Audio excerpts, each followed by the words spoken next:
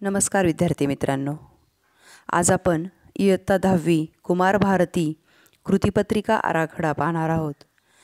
ही प्रश्नपत्रिका एकूण 80 गुणांची असेल आणि शालेय स्तरावर 20 गुणांची तोंडी परीक्षा होईल। घटकनिहाय गुणविभागणी पाहूयात। इथे तुमच्यासमोर 2 कॉलम दिसत आहेत। एका कॉलममध्ये घटकांची नावं आहेत, दुसऱ्या कॉलममध्ये एकूण गुण आहेत। घटक गद्य एकूण गुण 18, घटक पद्य एकूण गुण 16, घटक स्थूलवाचन एकूण गुण 6, घटक भाषाभ्यास एकूण गुण 16, घटक उपयोजित लेखन एकूण गुण 24। एकूण 80 गुणांची प्रश्नपत्रिका असेल।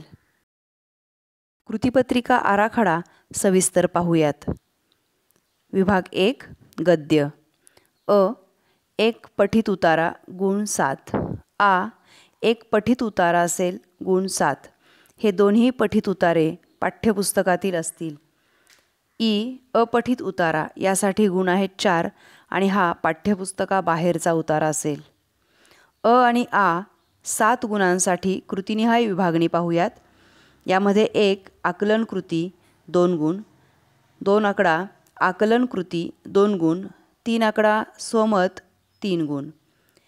प्रश्नाला 4 गुण असतील, त्याची गुणविभागणी पाहूयात। आकलन कृती 2 गुण आणि दुसरा प्रश्न असेल आकलन कृतीचाच, त्यालाही 2 गुण असतील। विभाग 2 पद्य विभाग, याला गुण आहेत 16। यामध्ये प्रश्नामध्ये पठित पद्य येईल, याला गुण आहेत 8। पाठ्यपुस्तकात समाविष्ट असणाऱ्या पद्यांपैकी कुठलीही एक कविता कृतीपत्रिकेत विचारलेली असेल। आपण आता 8 गुणांसाठी कृतीनिहाय विभागणी पाहूयात। यामध्ये पहिला आकडा असेल आकलन कृतीचा, याला 2 गुण असतील। दुसरा आकडा असेल आकलन कृतीचा, त्यालाही 2 गुण असतील। तिसऱ्या आकड्यामध्ये कवितेतील कुठल्याही 2 ओळी विचारल्या जातील, त्याला गुण असतील 2 आणि या ओळींचा अर्थ तुम्हाला लिहायचा आहे। चौथ्या आकड्यामध्ये काव्यसौंदर्याचा प्रश्न असेल, त्याला गुण असतील 2। इथे याच कवितेतील कुठल्याही 2 ओळी येतील आणि त्यावर आधारित काव्यसौंदर्याचा प्रश्न विचारलेला असेल। पद्य विभागातील आकडा पाहूयात। या कृतीसाठी 8 गुण आहेत। साठी दिलेली कविता सोडून पाठ्यपुस्तकातील कोणत्याही 2 कवितांची फक्त नावे या प्रश्नात दिले जातील आणि त्यावर आधारित कृती विचारल्या जातील। 8 गुणांसाठी कृतीनिहाय गुणविभागणी पाहूयात। यामध्ये प्रश्नामध्ये 2 उपप्रश्न आहेत। प्रत्येक प्रश्नाला 4 गुण आहेत, त्यापैकी 1 आकडा। खालील मुद्द्यांच्या आधारे कोणत्याही एका कवितेसंबंधी खालील कृती सोडवा। कवितेवरील आधारित कृती विचारल्या जातील। इथे तुम्हाला 2 कवितांची नावं दिली जातील, त्यापैकी 1 कविता निवडायची आहे। जी कुठली एक कविता निवडाल त्यावर आधारितच सगळे प्रश्न लिहायचे आहेत। या कवितेतले निम्मे प्रश्न, त्या कवितेतले निम्मे प्रश्न, अशा पद्धतीने प्रश्न सोडवायचे नाहीत। हा प्रश्न 4 गुणांचा असेल। यामध्ये 8 पैकी कुठलेही प्रश्न विचारले जातील। ते 8 प्रश्न कोणते आहेत पाहूयात। 1 आकडा प्रस्तुत कवितेचे कवी कवयित्री, याला 1 गुण। प्रस्तुत कवितेचा विषय, याला 1 गुण। प्रस्तुत कवितेतील शब्दांचे अर्थ लिहा, प्रत्येक अर्थाला 1 गुण असे 2 गुण। प्रस्तुत कवितेतून मिळणारा संदेश लिहा, याला 2 गुण असतील। प्रस्तुत कवितेची भाषिक वैशिष्ट्ये लिहा, याला 2 गुण असतील। कवितेतून व्यक्त होणारा विचार लिहा, याला 2 गुण असतील। कवितेतील दिलेल्या ओळींचा सरळ अर्थ लिहा, याला 2 गुण असतील। प्रस्तुत कविता तुम्हाला आवडण्याचे वा न आवडण्याचे कारण लिहा, याला 2 गुण असतील। 4 गुणांसाठी वरीलपैकी कोणत्याही कृती विचारल्या जातील। प्रत्येक कृती 1 किंवा 2 गुणांची असेल। कुठलीही कृती अर्ध्या गुणांसाठी विचारलेली नसेल। आता आपण दुसरा प्रश्न पाहूयात। त्यातीलच काव्यपंक्तींचे रसग्रहण, याला गुण आहेत 4। आणि साठी दिलेल्या कविता सोडून पाठ्यपुस्तकात समाविष्ट असलेल्या पद्यांपैकी कोणत्याही एका कवितेतील रसग्रहणास अनुकूल अशा 2 किंवा 4 ओळी कृतीपत्रिकेत दिल्या जातील। त्या दिलेल्या पंक्तींचं तुम्हाला रसग्रहण करायचे। विभाग 3 स्थूलवाचन, याला गुण आहेत 6। इथे एकूण 3 कृती विचारल्या जातील। 2 कृती सोडविणे अपेक्षित आहे। प्रत्येक कृतीला 3 गुण असतील। तुमच्या स्वमत व अभिव्यक्तीवर आधारित या कृती असतील। विभाग 4 भाषाभ्यास याला एकूण गुण आहेत 16. व्याकरण घटकांवर आधारित कृती याला एकूण गुण आहेत 8. त्यामधील उपप्रश्न पाहूयात. 1. समास. या समासामध्ये द्विगु, कर्मधारय आणि द्वंद्व समास असतील. द्वंद्वचे उपप्रकार वैकल्पिक द्वंद्व, समाहार द्वंद्व, इतरेतर द्वंद्व हेही प्रकार विचारले जाऊ शकतात. याला गुण आहेत 2. दुसरा आकडा आहे शब्दसिद्धी. शब्द प्रत्ययघटित, उपसर्गघटित आणि अभ्यस्त यावर आधारित हा प्रश्न असेल. याला गुण आहेत 2. तिसरा आकडा वाक्प्रचार. खालील वाक्प्रचारांचा अर्थ सांगून त्या वाक्प्रचारांचा वाक्यात उपयोग करा असा प्रश्न विचारला जाईल.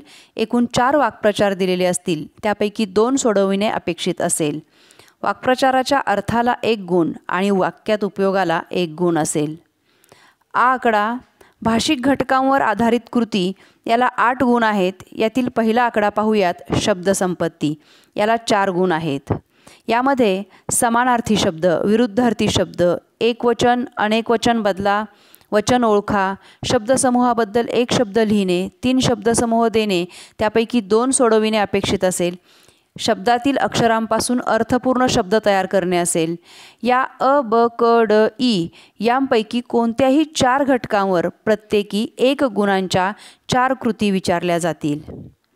दुसरा आकडा आहे लेखन नियमानुसार लेखन याला गुण आहेत 2. यामध्ये एक आकडा पहा. अचूक शब्द ओळखा. कोणतेही 6 शब्द प्रत्येकी 4 पर्यायांसह दिलेले असतील. पर्यायांतील 4 पैकी एकच शब्द लेखन नियमानुसार अचूक असायला हवा. वरील 6 शब्दांपैकी 4 शब्द सोडविणे अपेक्षित असेल. किंवा या प्रश्नाला और असा प्रश्न आहे. वाक्यातील लेखन नियमानुसार चुकीचे शब्द ओळखून दुरुस्त करा. प्रत्येक वाक्यात 2 शब्द लेखन नियमानुसार चुकीचे असतील. अशी 4 वाक्ये दिलेली असतील. त्यापैकी 2 सोडविणे अपेक्षित असेल. खालीलपैकी कोणत्याही 2 वाक्यातील शब्द दुरुस्त करून वाक्य पुन्हा लिहा. तिसरा आकडा विरामचिन्हे 1 गुण. योग्य विरामचिन्हे वापरा. विरामचिन्हे ओळखा. चुकीची विरामचिन्हे बदला. यांपैकी 1 गुणासाठी कोणतीही 1 कृती विचारली जाईल. चौथा आकडा पारिभाषिक शब्द याला 1 गुण आहे. गद्य, पद्य या दोन्ही विभागातील घटकांवर आधारित कोणतेही 2 पारिभाषिक शब्द दिले जातील. दोन्ही सोडवणे अपेक्षित आहे. प्रत्येक शब्दासाठी अर्धा गुण.